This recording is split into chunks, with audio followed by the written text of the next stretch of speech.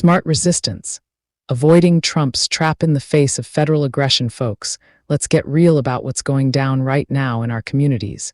Federal agents from Immigration and Customs Enforcement ICE are pushing boundaries in ways that feel like an outright invasion of our everyday lives. But here's the crucial message I need you to hear loud and clear. Do not lay a hand on any ICE agents. That's exactly the spark former President Donald Trump and his allies are hoping for, so they can twist it into an excuse to unleash even more chaos on regular civilians like you and me. We're in a tense moment here in early 2026, with agents involved in deadly clashes, cities on edge, and a government funding battle that's got everyone worried about shutdowns. I'll walk you through why violence isn't the answer, how the Second Amendment fits into this without being a quick fix, the smart ways to resist, and why holding firm peacefully positions us to win big in the long run. This isn't about giving in, it's about outsmarting a system designed to provoke us into mistakes. First off, understand the setup we're dealing with. Over the past year, especially since the ramp-up in immigration enforcement starting in 2025, ICE has deployed thousands of masked agents into American cities. These operations, aimed at deportations and border-style crackdowns, have led to heartbreaking tragedies. In Minneapolis, for example, we've seen unarmed civilians like Renee Good shot multiple times while simply trying to move her vehicle during an agent encounter. Then there's Alex Jeffrey Preddy, a dedicated ICU nurse who was recording agents on his phone, a basic right to document public actions, only to be swarmed, struck, thrown down, and fatally shot. Witnesses and videos suggest no immediate life-threatening danger from him, yet the outcome was lethal. These incidents aren't accidents.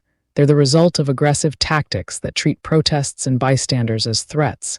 Now, why am I stressing not to attack these agents? Because reacting with physical force plays right into a dangerous playbook. Leaders aligned with Trump's vision have a history of labeling dissent as insurrection or terrorism, using any sign of violence as justification to escalate. Imagine this. If someone strikes an agent, even in the heat of the moment, it could be spun as an assault on federal authority. That gives them cover to invoke extreme measures, like the Insurrection Act, which allows deploying military forces domestically. Trump himself threatened this in January 2026 after the Minneapolis shootings, warning that if local officials didn't stop agitators from attacking agents, he'd bring in troops. It's a tactic to turn peaceful resistance into a pretext for war on our own soil against civilians exercising their rights. We've seen echoes of this before, in 2020 with federal agents in Portland, where clashes were used to paint protesters as radicals. Don't give them that ammunition. Violence from our side would only validate their narrative, dividing us further and weakening the broad public support we're building against these abuses. Let's talk about the Second Amendment, because it comes up a lot in these heated discussions.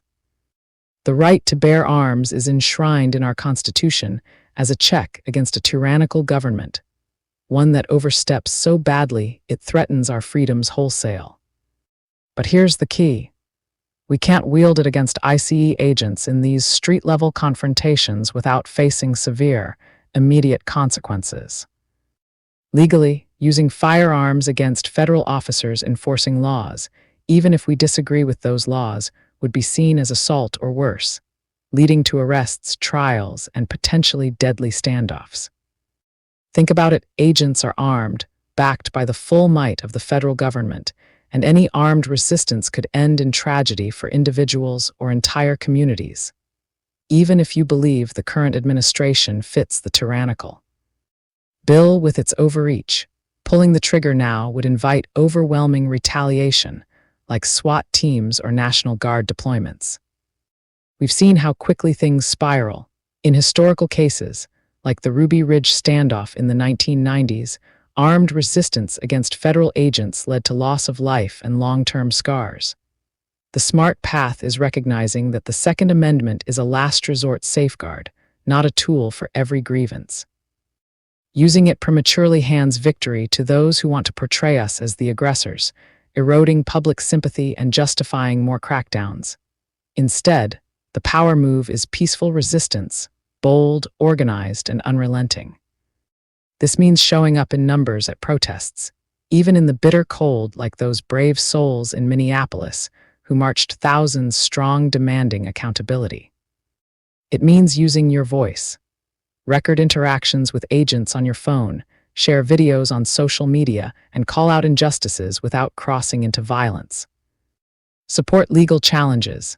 Civil rights groups have already won temporary court injunctions limiting excessive force against peaceful demonstrators, though appeals are ongoing.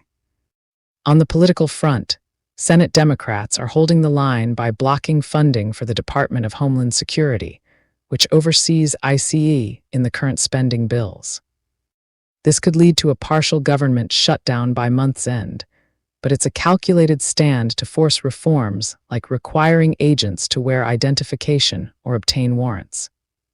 For everyday people, it means staying safe while pushing back. Join community watch groups to monitor agent activities, contact your representatives to demand oversight, and build alliances across divides. Resistance like this exposes the flaws in the system without giving opponents an easy out. Why does this approach work? Because it's sustainable and it builds momentum. Public opinion is shifting. Polls from late 2025 showed a 30-point drop in ICE's approval ratings as stories of overreach spread.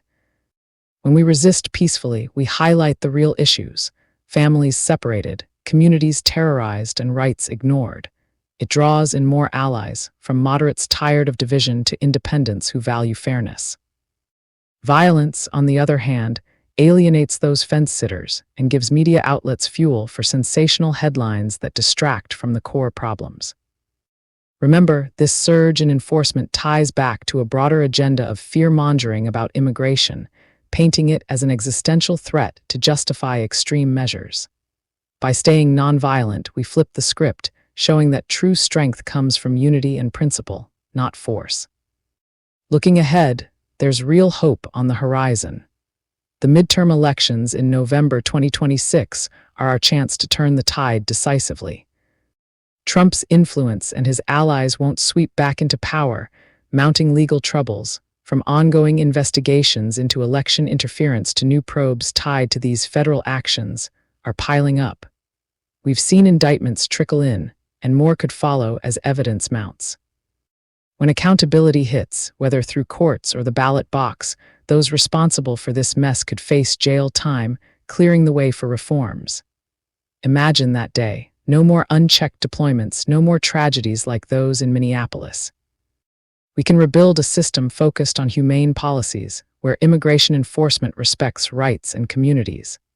Then, yes, we'll celebrate, laugh, and party, knowing we won through smarts and solidarity, not bloodshed. This isn't naive optimism, it's grounded in history. Movements like civil rights in the 1960s triumphed through nonviolent persistence, exposing injustice and winning hearts. We're in a similar fight now against overreach that divides us by design. By resisting wisely, we protect ourselves and pave the path to victory. They want us provoked into errors, don't fall for it. Stay vigilant, stay united, and watch as this dark chapter fades. If you also support democracy and freedom, feel free to join me in this fight. Click follow, click subscribe, and join me. Divided we fall, and together we can knock down mountains. Through unity is the only way we can make a change. Thank you, stay safe, God bless. I love you all. Crowning Thoughts, True Speaker, copyright 2025 by Santiago D.C. Maria, licensed under Creative Commons Attribution.